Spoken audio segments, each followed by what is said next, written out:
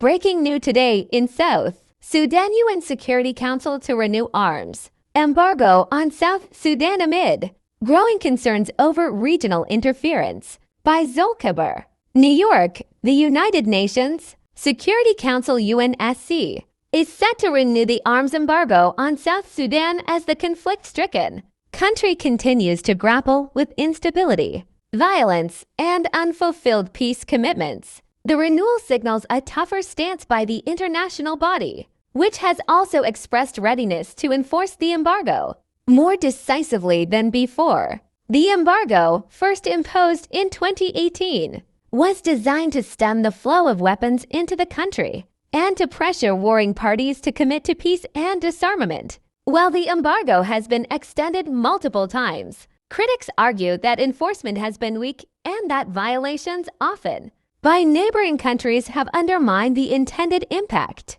One such violation has come under fresh scrutiny: Uganda's unauthorized deployment of military forces into South Sudan. Reports indicate that Ugandan troops crossed into South Sudanese territory without prior notification or approval from the United Nations Security Council, which oversees the embargo framework. This act has raised alarm among diplomats and human rights groups, who see it as a breach of international protocols and a destabilizing intervention in an already fragile situation. Uganda's uncoordinated military involvement is deeply concerning, said a diplomat close to the Security Council discussions. Not only does it violate the spirit of the embargo, but it also contributes to the fragmentation and militarization of South Sudan. Analysts argue that Uganda's actions, whether motivated by strategic interests, border security, or other bilateral concerns, have had the unintended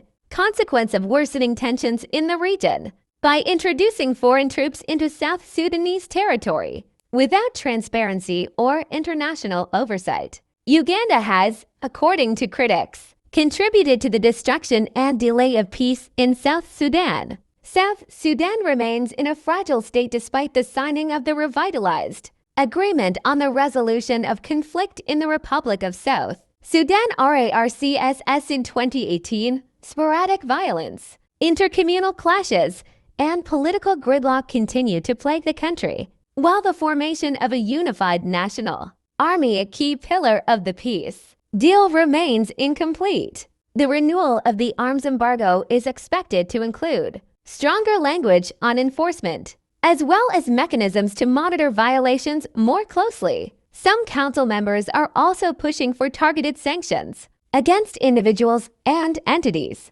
responsible for breaching the embargo or obstructing peace efforts. For South Sudanese civilians, who have borne the brunt of decades of conflict, the stakes remain high. The international community's renewed focus on accountability and enforcement offers a glimmer of hope, but only if it is backed by consistent action and genuine regional cooperation.